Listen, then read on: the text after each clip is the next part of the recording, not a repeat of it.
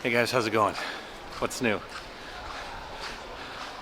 I'm in Ningbo, actually at a mall called the Douyin Mall, which is pretty famous. Not famous, just expensive. Before I start, did you know that Tesla has its own factory in Shanghai? That's pretty interesting. They're actually making Teslas in Shanghai to avoid the enormous tax that is imparted on goods that are like American cars, especially. American cars are very, very expensive here in China. But Tesla, by making the factory here in Shanghai, has dropped the price so considerably that they're almost cheaper than they are in the States, I think. Actually, I used to run along this river. Every day I ran about 7 kilometers. I lived across this way over there, and I would run along the river on that side about 5 kilometers or 4 or 5 kilometers, and I'd cross over and then I'd run along this side, and then I'd jump across this bridge right here, and I'd end up back home. Great run. As a matter of fact, on the other side, a few times my friend wanted to run with me, and I had no running shoes, so I took off my shoes and I ended up running barefoot. And I started running this Yaozhang section with no shoes. The first couple you blistered up, and then you waited for the blisters to heal, and then I don't know, I found running with no shoes very liberating. You get a lot of these dredging ships that are going up and down. They're just delivering dirt up and down and all around the river, and eventually you'll get out of here and you'll end up at the ocean, but it's quite a ways away. If you go to my YouTube channel, you'll notice something a bit strange. You'll see all sorts of stories of my life, personal stories. You'll see my daughter, you'll see my pets, but you'll also see my, wow, these are pretty flowers. Sorry, sidetracked. Look at those. That's quite nice. But you'll also see my views on politics and socioeconomic issues and just basically everything.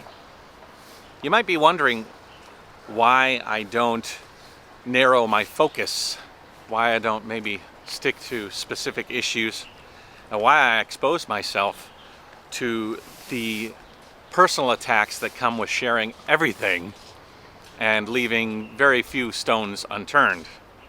Especially recently, I've become the subject of some attack because I feel like China is doing some good things with regards to this virus, and my home country of America is doing certainly some bad things.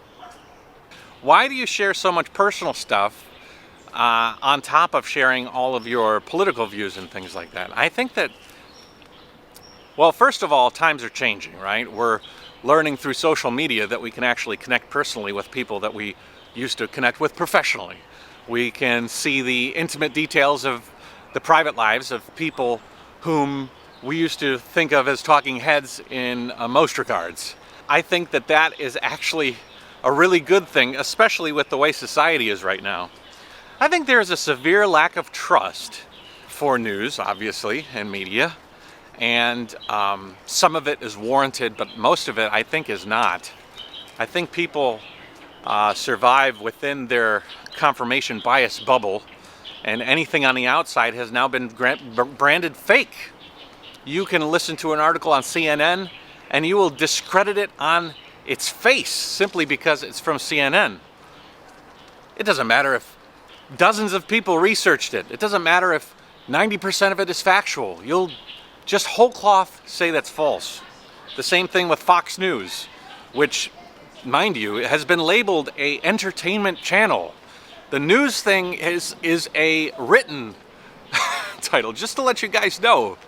But even Fox News, if you watch it, you can glean that there might have been some work in there to bring a fact to light. But the problem is that with facts being so muddled, with that term of facts being so muddled, you don't know who to trust, right? And when I started my YouTube channel, oh, it's gonna get bright here. I'm gonna go in the sun. When I started my YouTube channel, I didn't start it for any of you guys, to be honest.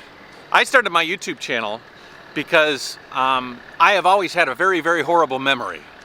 And I'm very concerned with losing my memory over time and losing some of the interesting moments that I've been able to experience, and the beautiful places I've been able to go, and the wonderful people I've been able to meet. And if I was to start really losing my faculties and losing my mind, I wanted to be able to cherish moments that would otherwise be lost. So I started a YouTube channel. Because I'm trying to capture my life, I recorded everything, from the feelings I had to the people I met, to the places I went. It was a hodgepodge of dining experiences, traveling experiences, interpretations and observations. It was a mess. It still is a mess. As a matter of fact, in my last few dozen videos, you'll see a video about guinea pigs, and you'll see a video about cooking, and you'll see a video me talking to the camera like this, and you'll see videos of me going to interesting hotels. My objective has evolved over time, especially during the last few years, because I think that people, like I said, don't trust traditional media. They don't trust what they used to trust. So what can they trust? Well, with everybody thinking everybody else is fake, it's very easy for somebody to say, I don't trust that person, he's fake. Where's the solution to that? Well, the solution to that, in some ways, is to open your life up. If your life opens up completely, you don't allow people to suppose. You can see how this person lives his life with his kids. You can see his thoughts and feelings and his emotions, and you can see how he reacts in common situations, and you can identify with the person on a deeper level, and maybe, just maybe, you can trust them a little bit more. And I've found that although I might disagree with a lot of you out there, you can't label me as being, well, too fake. Some of you already do. Some of you, despite everything, still label me as a fake, I don't know. You can't win them all. That's one thing I've learned over the last few years too. Thankfully, man, you guys have given me the thickest skin I could have ever possibly imagined by exposing me to people that you just can't get through to. And that's been somewhat helpful. Anyways, the fact is that by sharing everything, by opening up completely, by leaving no stone, well, maybe one stone unturned, I have the chance to, oh, these people saw me recording, and so they're running away. They're traipsing across the bushes. Those people over there. They saw me with the camera out, and then they ran literally through these bushes to escape the craziness of a guy with a camera. I like the idea of sharing everything. It is a real problem. I refer to, with my YouTube buddies, I say I am the worst YouTuber, because the consensus on YouTube is that you have to stay consistent. The longer you stay consistent, the more you're going to inherit an audience that is understanding of that niche, whether it's food or travel or China or being an expat or American perceptions of the world on the road, you know. And by me doing this sort of hodgepodge channel, you get everything. There's like almost zero filter to define a niche, and in a lot of ways that's hurtful, but fortunately or unfortunately, I'm not in this for the views specifically. I'm in this to share my life, and that carries with it the added caveat of being able to let you guys know that you're not just listening to this guy's rantings, you're not just listening to this guy's opinions of a certain matter, you're listening and watching this guy's life. And so I'm hoping that through this sort of a sharing, you can get an added perspective of not only who I am, but what I say. So when I say that America's response to COVID is disappointing, you'll know exactly where that's coming from. If I say that my ideas of healthcare and different things have changed over time. You'll understand where those came from and who I am as a person, and maybe you can relate to those as me as a father, or me as a traveler, or me as a guy in China living a strange life. You know, it's just an added layer to an onion that helps define who I am and the content that you watch. It's really amazing that we live in this day and age where you can watch a character, because that's kind of what I am to some people. You can watch a character and you can add all of this color and context to him and the things that he says. So, you know, if you were watching like Walter Cronkite in the news way back in the day, you would not be able to get the depth out of who Walter Cronkite was as a person and maybe understand what he said with that much more of a appreciation. Maybe Walter Cronkite in his personal life was somebody that, with that added level of appreciation, you'd understand him that much more. You'd listen to his words a little bit more, or a little bit less. Maybe he was an asshole, you know, and maybe you think I am an asshole too, which is okay, you know. But I do think that sharing more is always nicer to do than sharing too little, especially with the day and age we live in, and the fact that before empathy comes, you judge, right? So before you might empathize with a person, you judge that person. Whereas I'm trying to get people to empathize with me as a person before they judge, because I open my life up to you guys. And so you can see everything about me and say, hey, Matt's more than just a one-sided individual. He's a multifaceted person. And although I might disagree with him on a certain matter, I'll allow his opinion into my brain because I know him as a person. Whereas if you turn on CNN or Fox News or whatever you disagree with, you've already decided, and there's no real opportunity for empathy.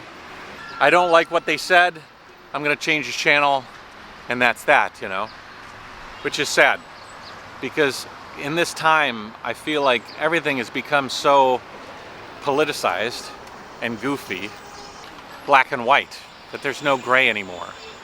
And I guess that's it. I just wanted to, this area right here is actually really special to me. Across the street is TNE Square. I actually filmed my automotive, like, driving in China video right up the road.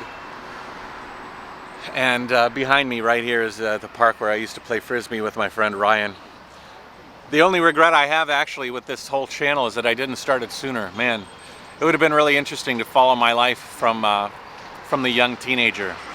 That's another weird thing, right? Because if you were to get the guy, the Matt, the me, the 16-year-old Matt, oh, the shit that I could teach that kid. The problems that I would negate, the stumbles that I would be able to prevent, although every stumble makes you a better person. But by making, that's another thing, by making these videos, showing your life in all its complexity or simplicity, however you wanted to, how to think of it, you give an opportunity for other people out there to maybe not make the mistakes that I have, or make some different moves in their life. I have received a lot of messages from people who have said thank you for this and that, and I've helped add some perspective. So maybe I can't add some perspective to that 16-year-old Matt that didn't know where China was on a map, basically didn't understand that he was going to be climbing Everest one day, or riding a trike around the world, or having a beautiful daughter, or living in China, or any of that stuff. But I can help you guys and some people out there by sharing the experiences from the point that I started. And also, by the time, you know, I've been doing this YouTube thing for about 5-6 years now, so the painting of JaYoe Nation is quite colorful now. It has a lot of elements in it to enhance the story, and I've been very happy to share them with you and continue to share them with you as this story gets painted. I wonder what this Matt will be able to learn from the Matt that's watching this video in like 15 years. Hello. in like 15 years. What's going on with you, Matt? I wonder. Anyways, That's why I share the personal aspects among all the other aspects of my life, in case you were wondering. Thanks for watching. If you're interested in hearing even more personal stories and insights in my life, I have a Patreon account where I do an audio podcast. Hopefully I'm still doing it in 15 years. Very interesting. 15 years later, Matt, what the hell are you doing, man? What is going on with you? But for now, the recording of this, you can check out my Patreon.